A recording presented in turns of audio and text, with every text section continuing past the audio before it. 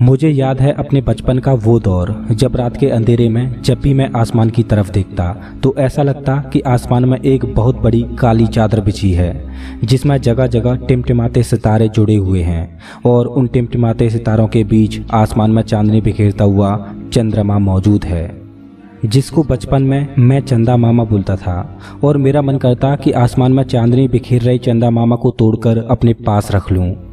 खैर, मुझे उम्मीद है कि ऐसा ही कुछ आपका भी बचपन रहा होगा। वैसे अब भी अंतरिक्ष के रहस्यों के बारे में जानने के लिए हमारी जिज्ञासा बनी हुई है।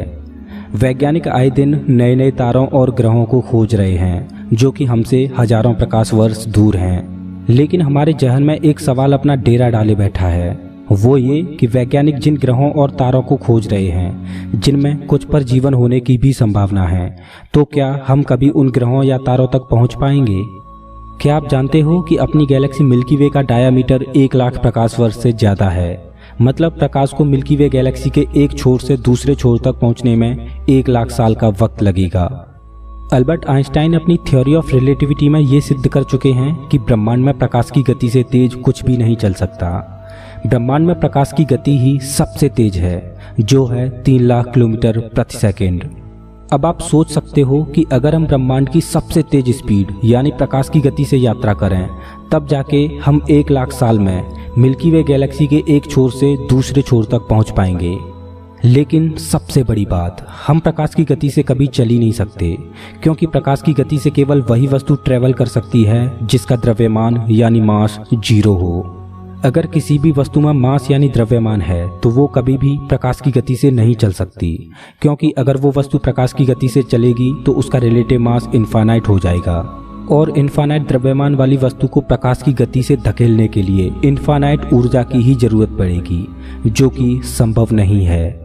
अब सवाल ये है कि ना तो हम कभी प्रकाश की गति से ट्रेवल कर सकते हैं और ना ही हम इंसानों की इतनी उम्र है कि हम एक ग्रह से दूसरे ग्रह तक हजारों लाखों सालों तक यात्रा करते रहें। तो क्या हमारी स्पेस ट्रेवल की कल्पना करना बेकार है? खैर, अभी भी 2 तरीके ऐसे हैं जिनके द्वारा लाखों प्रकाश वर्ष की दूरी को पल भर में ही तय किया जा सकता है, वर्म होल और वार्प ड्राइव। मुझे उम्मीद है कि आप इन दोनों ही तरीकों को जानते होंगे कि ये कैसे काम करते हैं, लेकिन क्या आप इनके पीछे की फिजिक्स को जानते हो?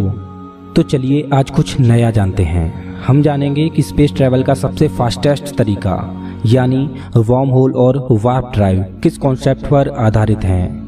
स्पेस ट्रैवल के इन दोनों कॉन्सेप्ट को जानने से पहले हमारा स्पेस को समझना बहुत ज़रूरी है, क्योंकि बिना स्पेस को समझे हम इन दोनों तरीकों को नहीं समझ सकते। तो चलिए जानते हैं कि स्पेस क्या है। स्पेस के बारे में बहुत से लोगों के मन में एक गलत अवधारणा है। जब भी हम स्पेस की कल्पना करते हैं तो हमारे दिमाग में धरती से कुछ हजार किलोमीटर ऊपर मौजूद वो जगह आती है जहां पर कुछ भी मौजूद नहीं है। क्या यही है स्पेस? नहीं। स्पेस को समझने के लिए हमें अपनी कल्पना के सागर में डूबना होगा और गहराई में जाकर स्पेस को इमेजिन करना होगा। तो चलिए अपनी कल्पना के सागर में गोता लगाते हैं। कल्पना कीजिए कि आपके चारों ओर जो भी चीज़ें मौजूद हैं वो सब गायब हो जाएं। सभी पेड़ पौधे, सभी इंसान, हवाई जहाज, कार, बादल, पृथ्वी, सूर्य, सभी तारे और ग्रह, सभी गैलेक्सी, ब्रह्मांड में मौजूद हर एक चीज़, छोटे से छोटा कण और आप खुद। अब मैं आपसे पूछता हूं कि अब क्या बचा? आपका जवाब होगा कुछ नहीं, लेकिन आपका जवाब गलत है। जिसे आप कुछ नहीं बोल रहे हो वही तो सब कुछ है। ब्रह्मांड में सब कुछ खत्म होने के बाद जो बचा है वो है स्पेस, जिसको हम एम्प्टी स्पेस यानी खाली जगह बोलते हैं। लेकिन क्या ये जगह वाकई में खाली है? आपको ये तो पता ही होगा कि ब्रह्मांड बिग बैंग के बाद लगातार फैल रहा है। सभी आकाशगंगाएं एक दूसरे से दूर जा रही हैं। लेकिन क्या आपने कभी सोचा है कि ऐसा क्या है जो फैल रहा है और सभी आकाशगंगाएं एक दूसरे से दूर जा रही हैं, वो किस में जा रही हैं? दरअसल इसका जवाब है स्पेस, जिसको हम ब्रह्मांड बोल रहे हैं कि ब्रह्मांड फैल रहा है। लेकिन अगर इसको दूसरे शब्दों में बोलें तो ब्रह्मांड नहीं बल्कि स्पेस फैल रहा है।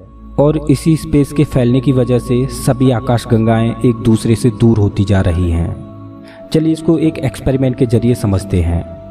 मान लो कि आपके पास एक गुब्बारा है जिसके टॉप पर आपने आकाशगंगाओं के छोटे छोटे मॉडल लगाए हैं। अब आप इस गुब्बारे में जैसे जैसे हवा भरते जाओगे वैसे वैसे गुब्बारा फूलता जाएगा और गुब्बारे के ऊपर डिनोटेड आकाशगंगाएं एक दूसरे से दूर होती जाएंगी।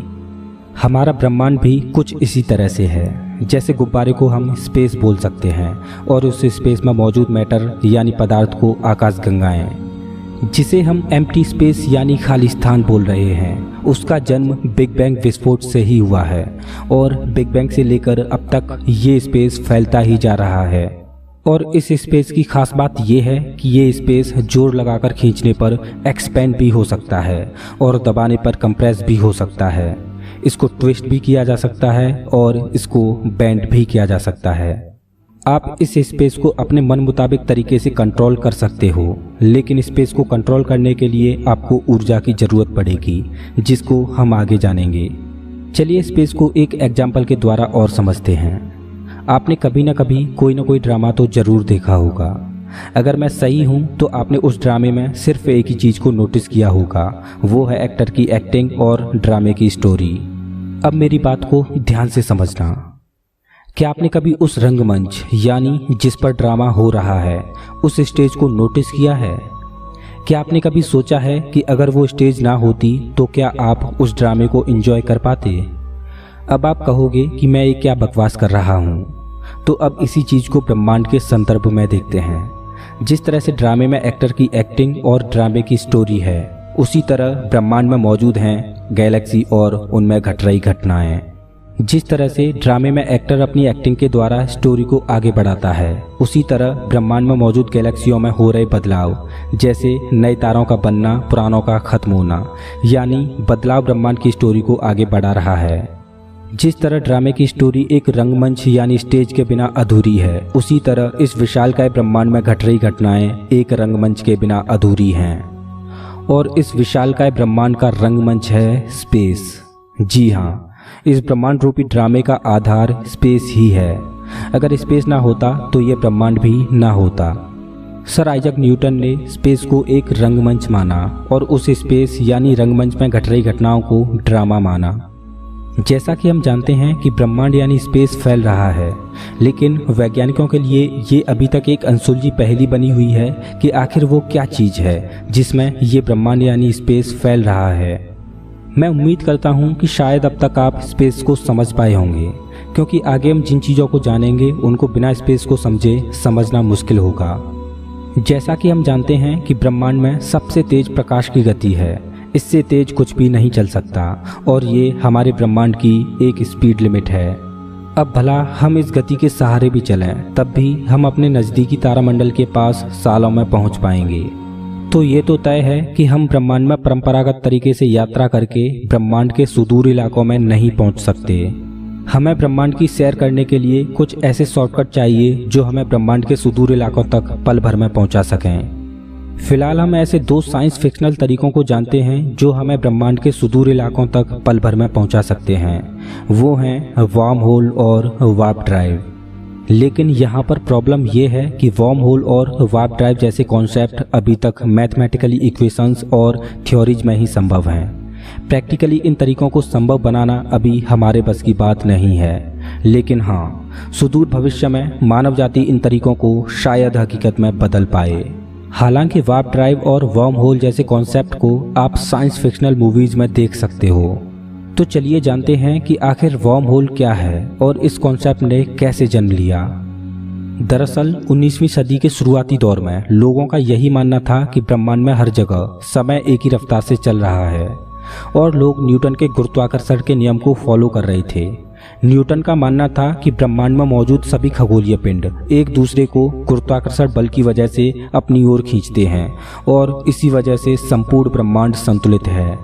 न्यूटन का मानना था कि ग्रेविटी का प्रभाव इंस्टेंट यानी तात्कालिक होता है। अब ये तात्कालिक ग्रेविटी क्या है, पहले इसको समझते हैं। तो चलिए न्यूटन के गुरुत्वाकर्षण के सिद्धांत को थोड़ा आसान भाषा में समझने का प्रयास करते हैं। हम सभी जानते हैं कि प्रकाश एक सेकंड में 3 लाख किलोमीटर की दूरी तय करता है।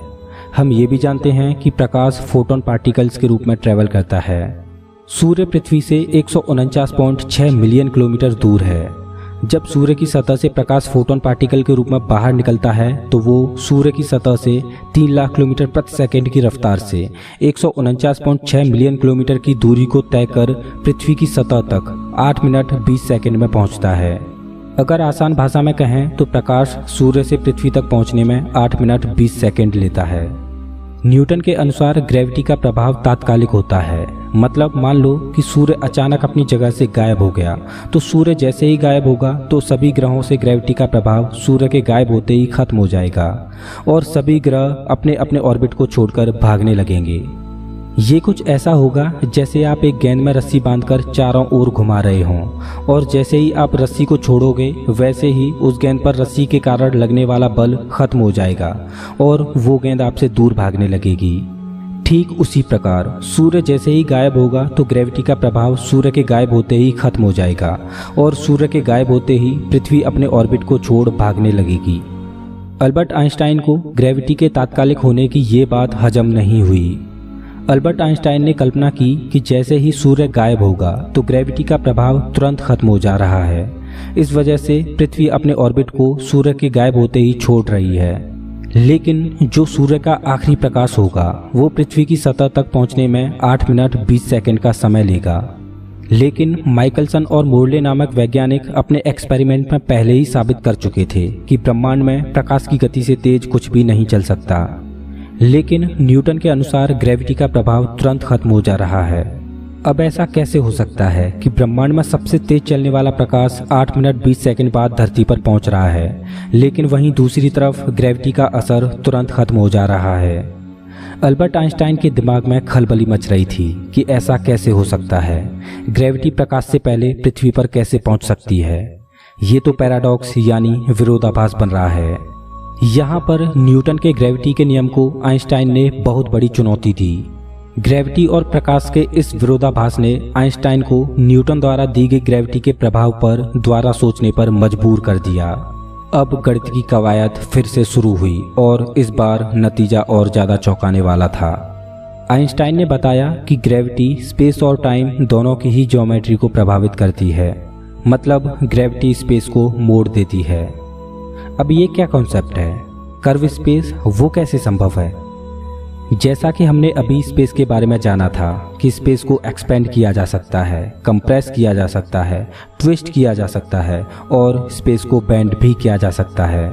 जैसा कि मैंने आपको बताया था कि स्पेस को कंट्रोल करने के लिए हमें ऊर्जा की ज़रूरत पड़ेगी और E=mc² से हम जानते हैं कि ऊर्जा को मास में और मास को ऊर्जा में बदला जा सकता है। मतलब किसी भी वस्तु में अगर मास है तो वो वस्तु स्पेस टाइम को प्रभावित कर रही है, मतलब वो स्पेस को मोड़ रही है। हमारा सूर्य और उसके ग्रह और ब्रह्मांड में मौजूद सभी खगोलीय पिंड स्पेस को मोड़ रहे हैं। अल्बर्ट आइंस्टाइन के दिमाग में खलबली मची हुई थी कि अगर स्पेस कर्व है तो इसका पता कैसे चलेगा, क्योंकि हम स्पेस को देख नहीं सकते, केवल महसूस कर सकते हैं।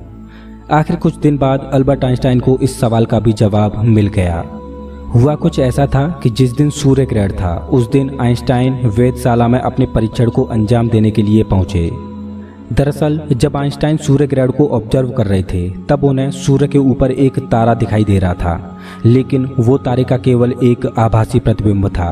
मतलब तारे की एक्चुअल पोजीशन सूर्य के ठीक पीछे थी। इस वजह से वो तारा सूर्य के आगे होने की वजह से दिखाई नहीं देना चाहिए था, लेकिन वो तारा सूर्य के पीछे होने के बावजूद भी सूर्य के ऊपर दिखाई दे रहा था। ऐसा केवल एक ही स्थिति में संभव था, अगर प्रकाश उस तारे से निकलकर सूर्य के ऊपर से कर्व होते हुए पृथ्वी तक पहुंचे। लेकिन ऐसा भी केवल एक ही स्थिति में संभव था, वो ये कि खुद स्पेस जिसमें प्रकाश ट्रेवल कर रहा है अगर कर्व हो तो प्रकाश भी कर्व स्पेस फॉलो करेगा। और उस दिन अल्बर्ट आइंस्टाइन ने यह साबित किया कि स्पेस ग्रेविटी की वजह से अपनी शेप को बदलता है, यानी कर्व होता है। बाद में आइंस्टाइन ने बताया कि सूर्य के चारों ओर परिक्रमा कर रहे ग्रह ग्रेविटी की वजह से नहीं बल्कि कर्व स्पेस की वजह से संतुलित हैं और सभी ग्रह कर्व स्पेस की वजह से ही सूर्य के चारों ओर घूम रहे हैं। इसको कुछ इस तरह से समझ सकते हैं, मान लो कि एक रबर की शीट है और उस शीट के बीच में एक भारी गेंद रख दी जाए तो उस भारी गेंद की वजह से शीट में थोड़ी सी विकृति आ जाएगी। गेंद के भारी होने की वजह से गेंद के पास शीट में कर्व आ जाएगा। इसी तरह से ब्रह्मांड में मौजूद खगोलीय पिंड स्पेस को कर्व करते हैं। अब उस कर्व शीट के पास एक छोटी गेंद को रखा जाए तो वो छोटी गेंद उस बड़ी गेंद के चारों ओर घूमने लगेगी और जैसे जैसे गेंद की स्पीड स्लो होगी तो वो घूमते हुए बड़ी गेंद के पास पहुंच जाएगी। कुछ इसी तरह से हमारा सोलर सिस्टम काम कर रहा है और अच्छी बात यह है कि ग्रहों की स्पीड कभी भी कम नहीं होने वाली जब तक इनसे कोई बड़ा ग्रह विपरीत दिशा से ना टकराए। ऑब्जेक्ट जितना भारी होगा वो स्पेस टाइम को उतना ही ज़्यादा बेंड करेगा और ब्लैक होल के पास स्पेस पूरी तरह से बेंड होकर अपनी दिशा ही बदल देता है। या यूं कहें कि ब्लैक होल के पास स्पेस 360 डिग्री तक मुड़ जाता है और इसी वजह से प्रकाश भी ब्लैक होल के चारों ओर 360 डिग्री तक मुड़ जाता है। यही कारण है कि प्रकाश एक बार ब्लैक होल में प्रवेश कर गया तो वो फिर कभी बाहर नहीं निकल पाता। वैसे तो ये संभव नहीं कि कोई ब्लैक होल में जाकर जिंदा बच पाए, लेकिन मान लो कल्पना में ही सही, अगर कोई इंसान ब्लैक होल के अंदर पहुंचकर भी जिंदा रहता है तो उसको अपना पीछे से सिर दिखाई देगा, क्योंकि ब्लैक होल के अंदर प्रकाश 360 डिग्री तक मुड़ता है। इस वजह से सिर से निकलने वाला प्रकाश घूमते हुए आंखों में पहुंचेगा और सिर दिखाई देगा। खैर ये तो एक हाइपोथेटिकल परिकल्पना थी। 1935 में अल्बर्ट आइंस्टाइन और फिजिसिस्ट नेथन रोसन ने थ्योरी ऑफ रिलेटिविटी का सहारा लेते हुए वर्म होल का कॉन्सेप्ट सामने रखा। वर्म होल के इस कॉन्सेप्ट के सहारे लोग ब्रह्मांड के सुदूर इलाकों में यात्रा करने और टाइम ट्रेवल की कल्पना करने लगे। दरअसल वर्म होल का कॉन्सेप्ट कुछ इस प्रकार है। मान लो हमें अपने नज़दीकी तारामंडल अल्फा सेंटोरी तक जाना है। वैसे तो यह संभव नहीं कि हम प्रकाश की गति से चल पाएं, लेकिन फिर भी मान लो हम प्रकाश की गति से पृथ्वी से अल्फा सेंटोरी तक पहुंचते हैं तो हमें अपनी डेस्टिनेशन तक पहुंचने में 4.3 साल का वक्त लगेगा। लेकिन अगर हम स्पेस को ही मोड़ दें और स्पेस को मोड़ने के बाद हमारे पास जो शॉर्ट रास्ता होगा उस रास्ते पर ट्रैवल करें तो हम अल्फा सेंटोरी तक एक क्षण में ही पहुंच जाएंगे और एक लंबी यात्रा करने से भी बच जाएंगे। ब्रह्मांड में मौजूद इस शॉर्ट रास्ते को ही हम वर्म होल बोलते हैं और वर्म होल के सहारे हम ब्रह्मांड में लाखों करोड़ों प्रकाश वर्ष की दूरी को पल भर में तय कर सकते हैं। वैसे वर्म होल का कॉन्सेप्ट अभी तक साइंस फिक्शनल है और अभी इस कॉन्सेप्ट को केवल साइंस फिक्शनल मूवीज में ही इस्तेमाल किया जा रहा है। वैज्ञानिक ऐसा भी मानते हैं कि स्पेस टाइम में आई विकृतियों की वजह से वर्म होल प्रति क्षण बनते रहते हैं और नष्ट होते रहते हैं। यहाँ तक कि वर्म होल अभी हमारे आसपास बन रहे होंगे और नष्ट हो रहे होंगे, लेकिन ये वर्म होल इतने छोटे होते हैं कि हम इनको डिटेक्ट नहीं कर पाते और ना ही हमारे पास इतना समय होता है कि इनको डिटेक्ट कर पाएं, क्योंकि ये बनते ही नष्ट हो जाते हैं। अब सवाल ये है कि क्या हम वर्म होल्स को कंट्रोल कर सकते हैं? तो जवाब है हाँ। अगर हमारे पास प्रचुर मात्रा में एक्जॉटिक मैटर हो तो हम वर्म होल्स को कंट्रोल कर सकते हैं, क्योंकि एक्जॉटिक मैटर का प्रभाव नॉर्मल मैटर से उल्टा होता है। लेकिन खुद एक्जॉटिक मैटर ही साइंस फिक्शनल है। अभी तक एक्जॉटिक मैटर को ब्रह्मांड में कहीं भी डिटेक्ट नहीं किया गया है। चलिए अब बात करते हैं वार्प ड्राइव की। ये कॉन्सेप्ट भी अभी साइंस फिक्शनल है, लेकिन उम्मीद है कि सुदूर भविष्य में वैज्ञानिक इस टेक्नोलॉजी को हासिल कर पाएं। वार्प ड्राइव टेक्निक सुनने में जितनी अच्छी लगती है, शायद इस टेक्नोलॉजी पर विजय हासिल करना उतना ही मुश्किल हो। जैसा कि हम जानते हैं कि ब्रह्मांड में परंपरागत तरीके से यात्रा करना केवल प्रकाश की गति से ही संभव है, लेकिन वार्प ड्राइव टेक्नोलॉजी वाले अंतरिक्ष यान प्रकाश से भी कई गुना तेजी से चल सकते हैं। अब आप कहोगे कि प्रकाश से तेज कुछ भी नहीं चल सकता, तो ये अंतरिक्ष यान प्रकाश से तेज कैसे चलेंगे? तो इसका जवाब है कि ब्रह्मांड में केवल स्पेस में ट्रैवल करने की गति निर्धारित है। अगर स्वयं स्पेस ही ट्रैवल करे तो उसके लिए कोई भी स्पीड लिमिट नहीं। और हम जानते हैं कि खुद स्पेस प्रकाश की गति से भी तेज स्पीड से फैल रहा है, क्योंकि जैसा हम जानते हैं कि ब्रह्मांड लगभग 14 बिलियन साल पुराना है। अगर ब्रह्मांड के चारों ओर फैलने की दर प्रकाश की गति के बराबर होती तो आज ब्रह्मांड का डायामीटर 28 बिलियन प्रकाश वर्ष होता, लेकिन ऐसा नहीं है। असल में हमारे मौजूदा ब्रह्मांड का डायामीटर 93 बिलियन प्रकाश वर्ष है, जो साबित करता है कि ब्रह्मांड प्रकाश से भी तेज गति से फैल रहा है। अब एक नज़र वार्प ड्राइव टेक्नोलॉजी पर डालते हैं। वार्प ड्राइव टेक्निक में हम स्पेस में ट्रैवल नहीं करेंगे, बल्कि खुद स्पेस को ही ट्रैवल कराएंगे। मेरी बात पर ध्यान देना, स्पेस में ट्रैवल करना और खुद स्पेस को ट्रैवल कराना दोनों ही बातों में अंतर है, क्योंकि स्पेस में ट्रैवल करने की एक स्पीड लिमिट है, लेकिन स्पेस को ट्रैवल कराने की कोई भी स्पीड लिमिट नहीं है। चलिए इसको एक छोटे से एग्जाम्पल से समझते हैं। मान लीजिए कि कोई कीड़ा रबर के वायर पर ट्रैवल कर रहा है और वो रबर का वायर स्ट्रेच किया जा सकता है। अब मान के चलिए कि उस कीड़े को पॉइंट ए से बी तक जाना है। जैसा कि हम जानते हैं कि वायर को स्ट्रेच किया जा सकता है। अगर हम वायर को उस जगह से पकड़ें जहां पर कीड़ा मौजूद है और पकड़कर वायर को बी पॉइंट तक खींचकर पहुंचा दें, तो आपने नोटिस किया होगा कि कीड़ा बिना चले ही अपनी डेस्टिनेशन पर पहुंच गया। अगर परंपरागत तरीके से वो कीड़ा ए से बी तक जाता तो उसको समय लगता, क्योंकि कीड़े की एक स्पीड लिमिट है। लेकिन हमने उस वायर को ही खींचकर उस कीड़े को बिना चले ही डेस्टिनेशन तक पहुंचा दिया। आपने एक चीज और नोटिस की होगी कि कीड़े के पीछे वायर एक्सपेंड हो गया और उसके आगे का वायर कॉन्ट्रैक्ट हो गया। कुछ इसी कॉन्सेप्ट पर वार्प ड्राइव टेक्नोलॉजी आधारित है। जैसा कि हम जानते हैं कि स्पेस को एक्सपेंड भी किया जा सकता है और कॉन्ट्रैक्ट भी किया जा सकता है।